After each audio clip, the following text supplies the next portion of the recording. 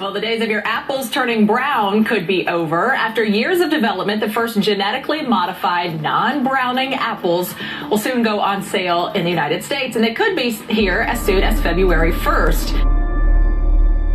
This is crazy as I researched it, because as a mom, I hand the sliced apples to my kids.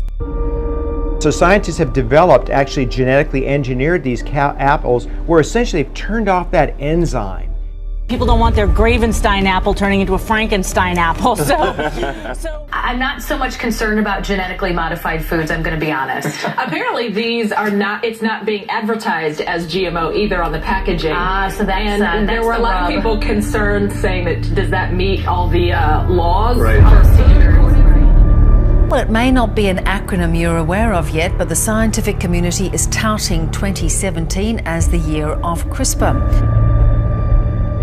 But what nature could have created, we can create in a single generation. This shows the enormous industrial engine of biology. And just as we can modify mice to run much further, we could modify humans to run much further. Scientists have found a way to grow human organs in animals. Yes, you heard that right. Human cells have successfully grown inside a pig embryo. For the first time, scientists are seeing how our cells grow and interact inside an animal. This pig, the first known chimera. But it is just a step toward a goal. The boundaries between what it means to be human and what it means to be non-human can become quite blurred.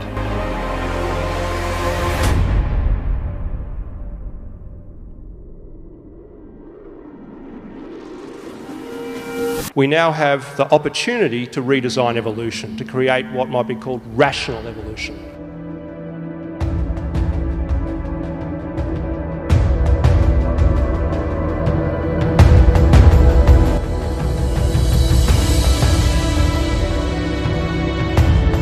We can now use these Cas proteins to make cuts in any DNA sequence, which allows us to mutate or edit those DNA sequences.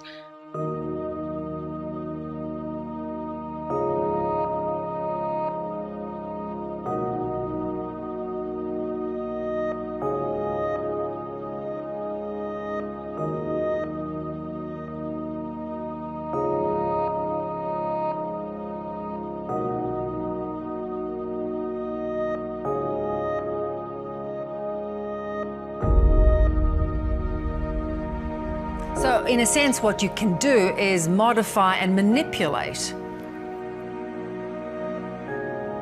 Now, these westerly swells are record high. Gail Lamar has watched the waves roll into Half Moon Bay every day for the last 30 years. Changing, it's really changing. The Monterey buoy recorded 34 feet.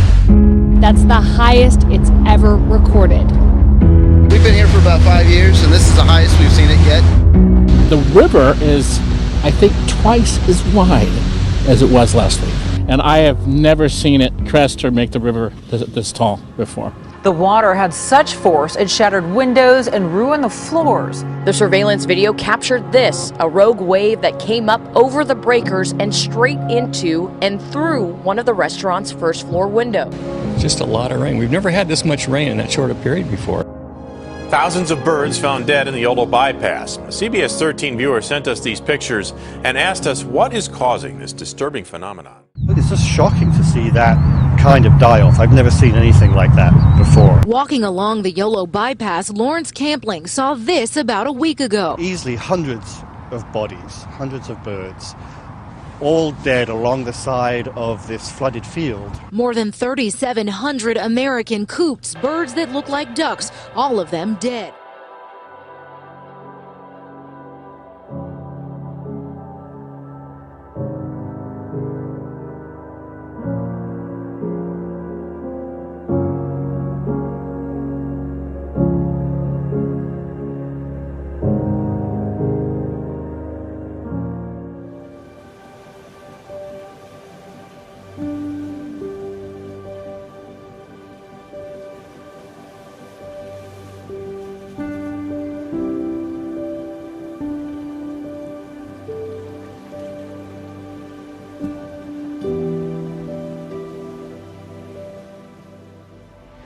people here describe the impact of the storm as something that they have never seen like it before in their lives, completely leveling homes. It literally looks like God took half of the mobile home park and threw it across the street into the woods. Chilean authorities say they have never seen anything on this scale. The wildfires across the country are the worst in Chile's modern history. Virtually every building, every home, every school, every shop has been reduced to rubble.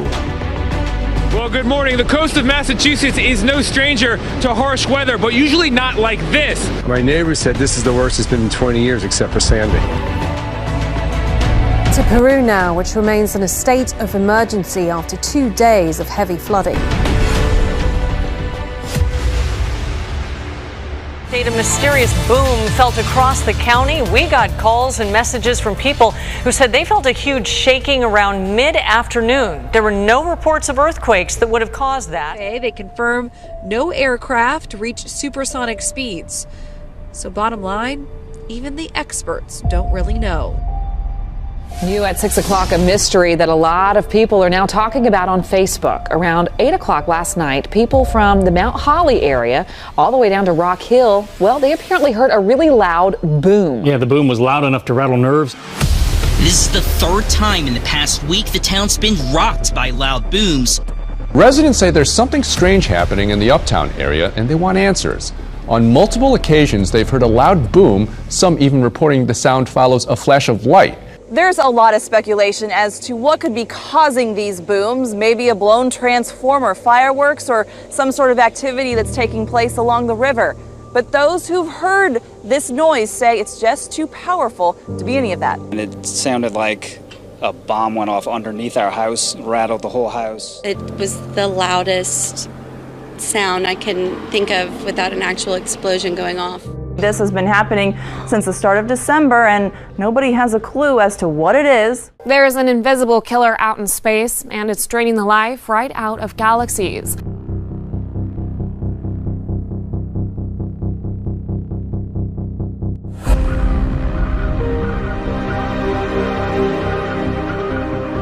A group of Australian scientists is on the case.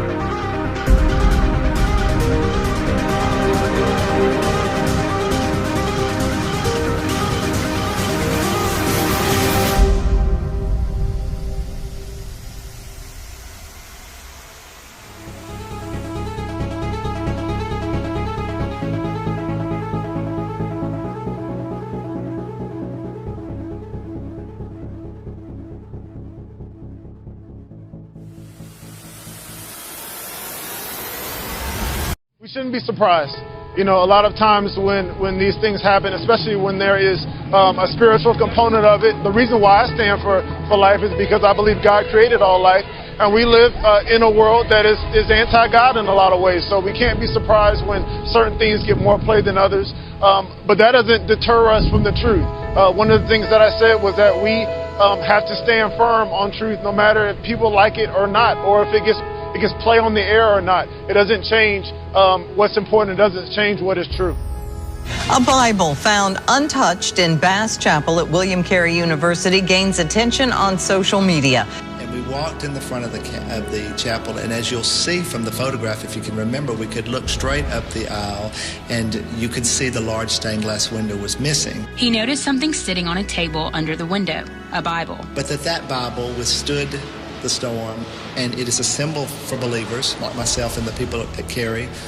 And it was there to remind us that God is our constant companion. The Bible was open to Psalm 46, a verse dear to him. God is our refuge and strength, a helper who is always found in times of trouble. And therefore, it was just a surreal moment. It was an awe-inspiring moment, perhaps is the best way to put it. Well, I tell you what, I've always felt the need to pray, and you know that. So I would say that the office is so powerful that you need God even more. We're believers, and it brings us great comfort and joy to know that our God is there with us, and our God reminds us that He's there with us. But as it is written, let your gentleness be evident to all. Why are we here? What does it mean to stand together, to be part of this incredible movement, to face criticism, ridicule, laws and lawmakers that diminish and erode our most basic right? It means to protect and to promote the most precious gift in the world, the gift of life.